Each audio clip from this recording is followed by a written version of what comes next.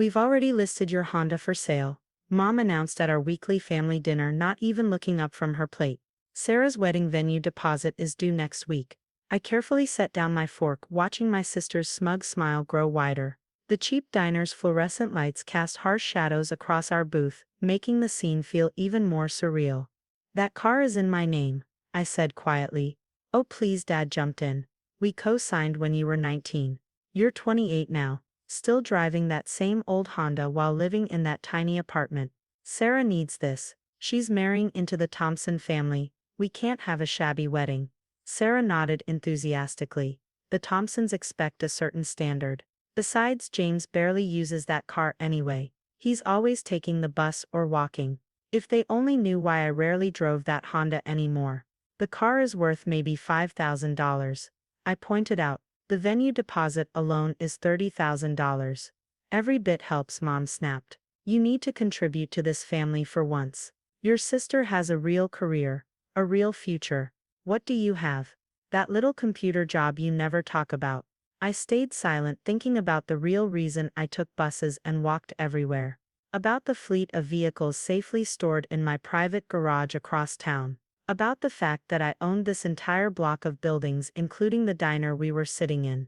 The buyer is coming tomorrow, Dad declared. We expect you to hand over the keys without making a scene. I pulled out my phone and typed a quick message. Within seconds, the diner's manager approached our table. Mr. Kingston, is everything all right with your meal? She asked, pointedly ignoring my family's confused expressions. Everything's fine, Linda. Could you have Thomas bring my car around? Of course, sir. The black one or the silver? The black one tonight.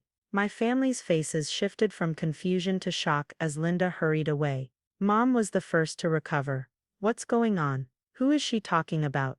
You'll see in about 30 seconds, I replied calmly. The next minute felt like an eternity as my family tried to process what was happening.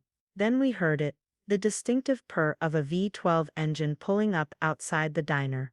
Through the window we watched as Thomas, my personal valet, stepped out of a gleaming black Rolls-Royce Phantom. The streetlights caught the custom midnight paint, making it shimmer like liquid obsidian. That's a Rolls-Royce, Dad stammered. One of them, yes, I said, standing up. Would you like to see the others? Others? Sarah's voice had lost all its previous smugness. Follow me. I led my stunned family outside. Thomas stood at attention beside the Phantom, holding the rear door open.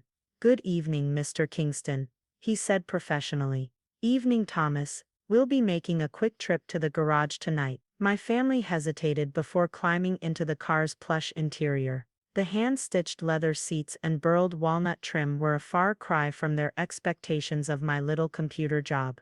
As Thomas drove us through the city, I finally broke the silence.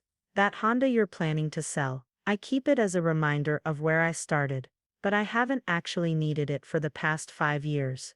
5 years, Mom's voice was barely a whisper. What have you been doing all this time? Building something. Something quite large, actually.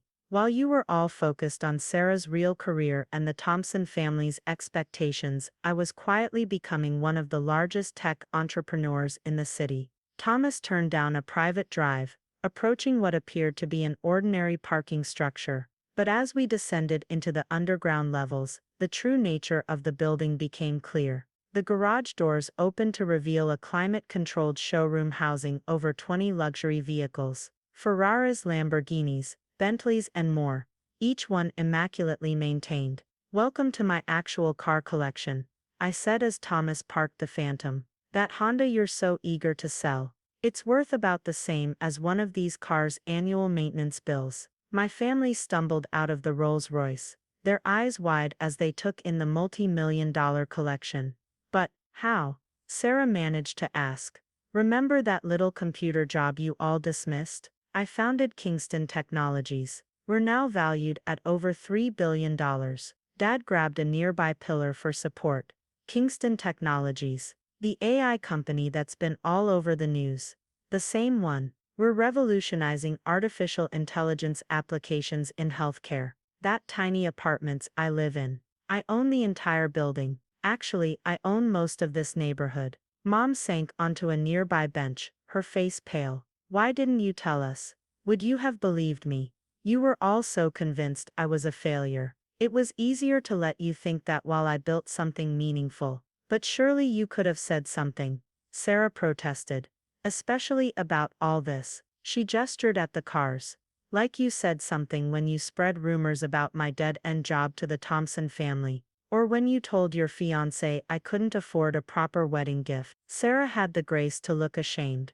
The truth is, I continued, I've been watching and waiting, watching you all judge and dismiss me, waiting to see if anyone would actually ask about my life instead of just making assumptions. I walked over to a sleek Ferrari and ran my hand along its pristine finish. You know what's ironic? I could buy the Thompson family's entire company if I wanted to. Their certain standard doesn't come close to matching mine. James' dad started, but I held up my hand. I'm not finished. You came to me tonight planning to sell my car without my permission. You assumed you had the right to take what's mine, because you've always seen me as less than. That ends today. I pulled out my phone and showed them a series of documents. See this, I've been quietly buying up the debts and mortgages of every property our extended family owns. The house you remortgaged for Sarah's wedding, I own that note now. Aunt Patricia's beach house, mine. Uncle Robert's business loans, all held by my company. The color drained from their faces as they realized the implications. I'm not going to foreclose or call in any debts, I assured them. That's not who I am. But things are going to change. What do you want? Mom asked quietly. Respect. Recognition that success doesn't always look the way you expect it to. And most importantly, I want you to understand that your assumptions about people, about me, have consequences. I turned to Sarah. Your wedding venue deposit, I'll pay it. Not because you deserve it, but because I want to show you a better way to treat family. But from now on, you'll all need to earn what you get from me. How? Sarah asked. By learning, Dad. You'll start by working in entry-level positions at my company. Mom, you'll volunteer at the tech education center I'm building for underprivileged kids. Sarah, you'll intern in our HR department, starting from the bottom, just like I did. You can't be serious, Sarah protested. I've never been more serious. You wanted family contribution. This is it. You'll all learn what it really takes to build something worthwhile. I walked back to the Rolls-Royce, where Thomas still waited patiently. The Honda stays where it is, as a reminder to all of us. Thomas will drive you home tonight. Tomorrow you'll start your new positions. If you choose not to show up, well, I gestured at the documents still displayed on my phone. I'm sure you understand the alternative. As they slowly filed back into the car, I could see the reality of their new situation sinking in. Years of dismissal and judgment were being replaced by the shocking truth of who I'd become while they weren't paying attention. One more thing, I called as they settled into the Phantom's leather seats. Next time you want to sell someone's car, try asking first. You might be surprised by what you learn. I watched as Thomas drove them away, their shocked faces visible through the tinted windows. Tomorrow would bring new challenges as they adjusted to their new reality. But for tonight, I had finally shown them the truth they'd been too blind to see. Walking through my collection of cars, I paused at the old Honda parked in a corner. Its modest presence among the luxury vehicles told the story of my journey better than words ever could. Tomorrow my family would begin their own journey, learning the value of respect, hard work, and the danger of underestimating others. The next morning, I arrived at Kingston Technologies headquarters early. As usual, the gleaming 50-story building dominated the city skyline, its curved glass exterior reflecting the rising sun. As I pulled into my private parking space in the Porsche 911 GT3, my preferred daily driver, I saw my family already waiting in the lobby. They looked uncomfortable in their business attire, a far cry from their usual confident demeanors. Dad kept adjusting his tie while Sarah fidgeted with her hair. Mom stood slightly apart, her face a mixture of embarrassment and resignation. Linda, my chief of operations, was waiting with them. Her slight smirk told me she was enjoying this moment perhaps a bit too much. Good morning, I said, walking past them to the biometric security gate. Linda will get you set up with your assignments. Jane's dad called out. Can we talk about this first? I turned around slowly. You mean like how you talked to me about selling my car? He flinched. That's not fair. Actually, it's perfectly fair. Linda, please proceed with their orientations. As I walked to the elevator, I heard Linda beginning her explanation. Mr. Kingston Sr., you'll be starting in building maintenance. Sarah, HR filing is on the third floor. Mrs. Kingston, the Tech Education Center needs help organizing their new youth program. Their protests faded as the elevator doors closed. I had work to do. Several hours later, my intercom buzzed. Sir, my assistant said, there's a situation in building maintenance. I already knew what this was about. Camera feed, please. The wall screen flickered to life, showing Dad arguing with his supervisor. Even without audio, I could read his body language. The same dismissive attitude he'd shown me for years. Send security to escort him to my office, I instructed. 5 minutes later, Dad stormed in, his face red. This is ridiculous. Do you know what they wanted me to do? Clean the bathrooms, I asked calmly, not looking up from my tablet. I'm not a janitor. I ran my own business for 30 years. Now I did look up. And how's that business doing, Dad? Should we talk about the loans you took out last year? The ones I now own. He deflated slightly but maintained his indignant stance. This is punishment, isn't it? No, Dad, this is education. I stood and walked to the floor-to-ceiling windows. See that man down there? The one cleaning the lobby windows. Dad joined me at the window. His name is Mike. He's been with us for 3 years. He has 2 engineering degrees and helps maintain our AI cooling systems. But twice a week, he still cleans windows. Want to know why? Dad didn't respond. Because he understands what you don't. That no job is beneath us if it contributes to the whole. He makes 6 figures a year, but he knows every aspect of this building from the ground up. That's what builds a real business. I turned to face him. So yes, today you're cleaning bathrooms. Next week, you might be learning our security systems. The week after that, maybe our AI basics. But first, you need to learn humility. And if I refuse, I pulled up his loan documents on my tablet. Then you can explain to Mom why you're losing the house. Your choice. He stared at me for a long moment before his shoulders slumped. I'll get back to work.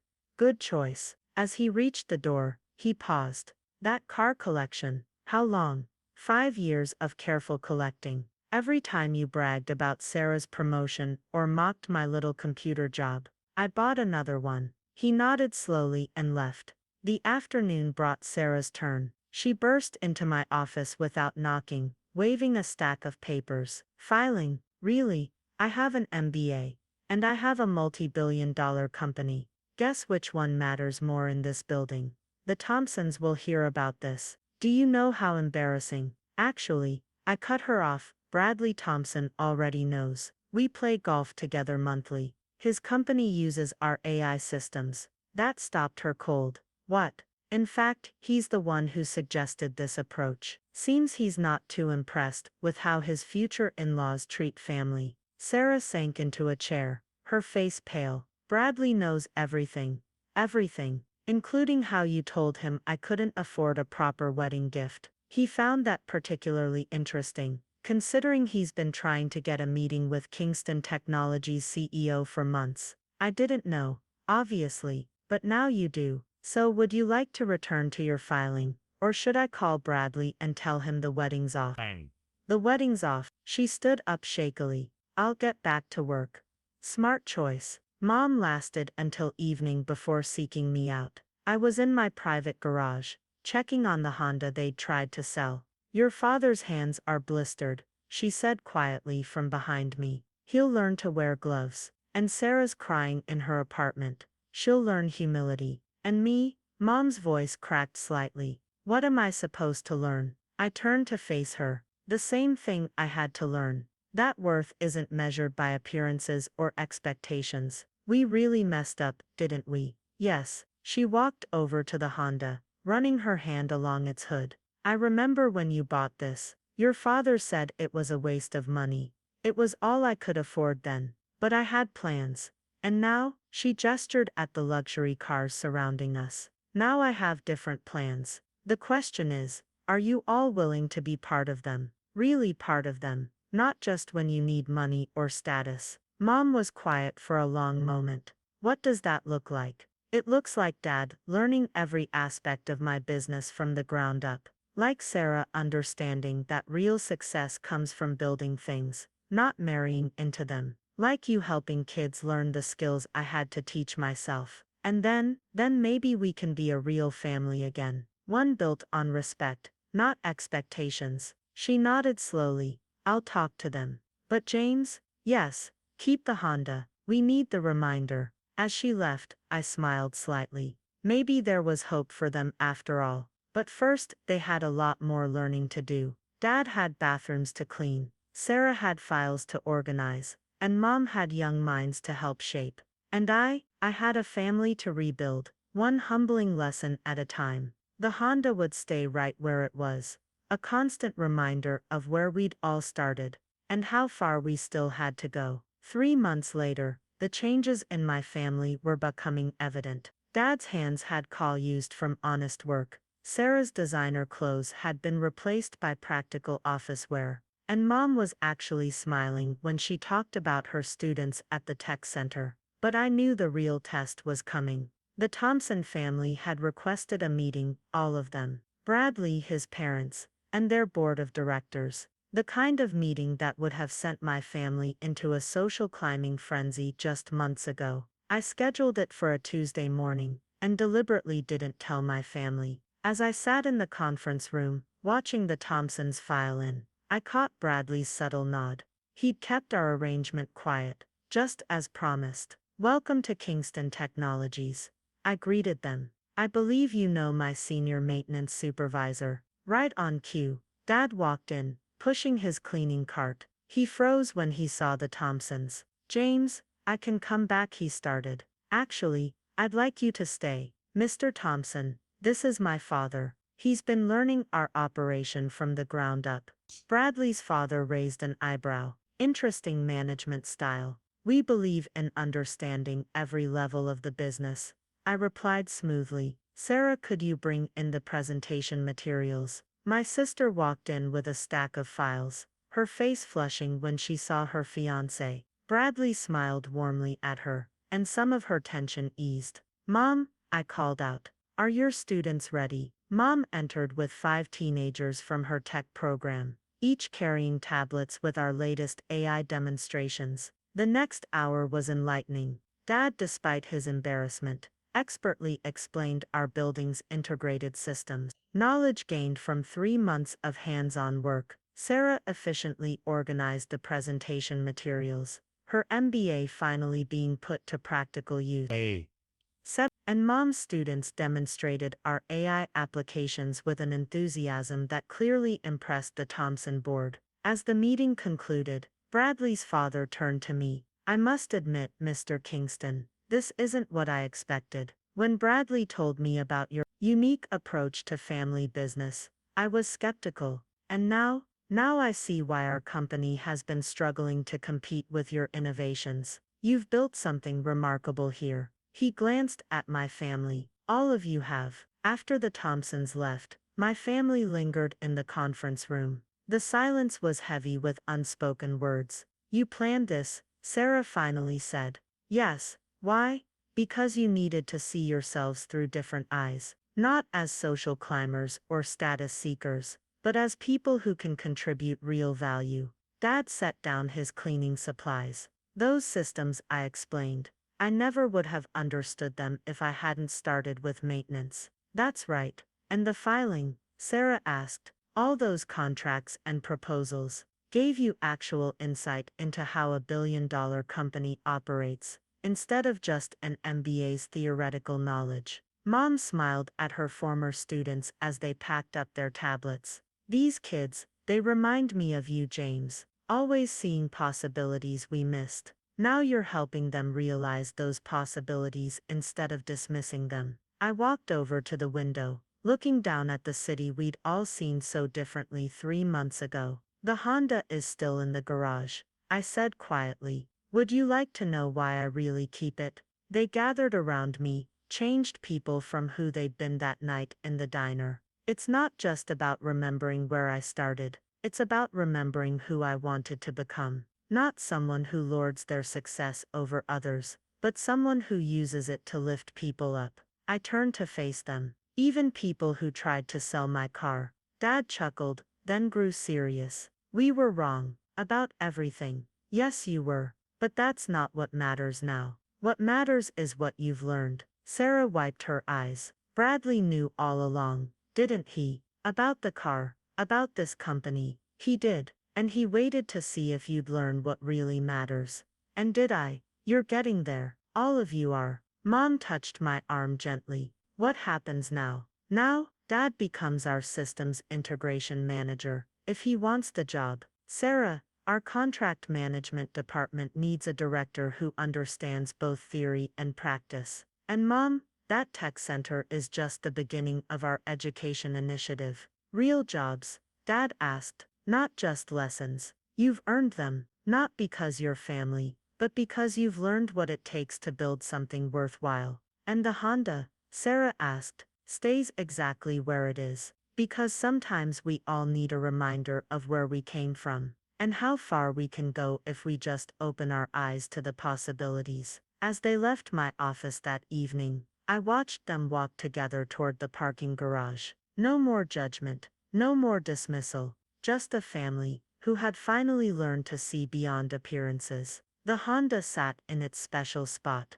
surrounded by luxury cars, but holding its own kind of dignity. A reminder that success isn't about what you drive, or how others see you. It's about what you build enter, including the bridges you repair along the way. 6 months after the Thompson meeting, I stood in the diner where this all began. But this time, I wasn't here for a family confrontation. I was here to sign the papers transferring ownership to my parents. Are you sure about this? Dad asked, his hands steadier now, after months of real work. The calluses had become badges of honor, rather than marks of shame. You've earned it, I replied, sliding the documents across the table. Both of you understand now what it means to build something from the ground up. Mom touched the diner's worn counter with newfound respect. We'll keep Linda as manager. Smart decision. She helped me when I was starting out, back when everyone else saw just another failing tech kid. Sarah arrived with Bradley, both carrying stacks of business proposals. My sister had transformed the contract management department into one of our most efficient divisions, earning her position through merit, rather than family ties. The education center expansion plans are ready, she announced. Her designer clothes replaced by practical business attire that actually suited her better. Mom's programs are showing incredible results. Mom beamed with genuine pride, not the artificial kind she used to display at charity galas, but the real satisfaction of helping young minds grow. 23 of our students have already been accepted into top tech programs, she said, all with full scholarships from the Kingston Foundation. I nodded, remembering my own struggles to afford education, and Dad's systems integration program. Running smoothly, he replied, teaching maintenance staff about AI integration, while learning from their practical experience. Just like you said, every level matters. Bradley, who had watched my family's transformation with quiet approval, spoke up. The Thompson board was impressed.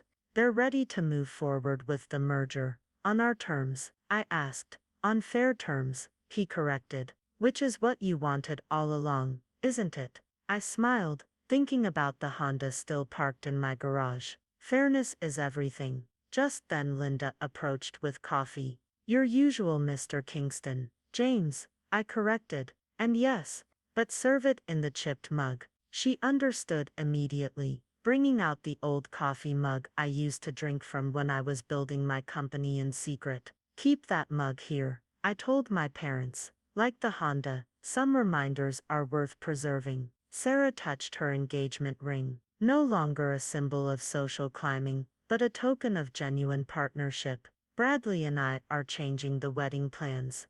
Oh, Mom looked concerned for a moment. old habits dying hard. We're having it here in the diner, where our family learned its most important lesson. I raised my chipped mug to lessons learned and family rebuilt, Dad added. And Honda's not sold, Sarah finished with a laugh. As we sat there, in the diner that had witnessed our family's transformation, I thought about the journey. From hidden success to revealed truth, from attempted car theft to genuine understanding, from shallow appearances to deep appreciation of real value. The Honda would stay in my garage, but its lesson would live on here too, in a chipped coffee mug, in call-used hands that knew honest work, in a sister who'd learned to value substance over status, and in parents who finally understood that success isn't about what you appear to be, but who you actually are. One last thing, I said, pulling out another document. I'm establishing a scholarship fund in our family's name, for kids who others might underestimate. Mom's eyes welled up, like we underestimated you, like society underestimates a lot of people. Sometimes the biggest success stories start with an old Honda and a chipped coffee mug. As my family examined the scholarship documents, I looked around the diner, now their diner, and saw not just a business, but a symbol of our journey. Every table, every worn booth, every coffee stain told a story of transformation. Success, I'd learned, wasn't just about proving others wrong. It was about giving them the chance to prove themselves right. And sometimes, that chance starts with a family dinner, a threatened car sale, and the courage to finally show your true worth. The Honda would always remind us of where we started, but it was this diner, with its chipped mugs and endless possibilities, that would show us where we could go. Together, as a family, finally seeing each other for who we really were.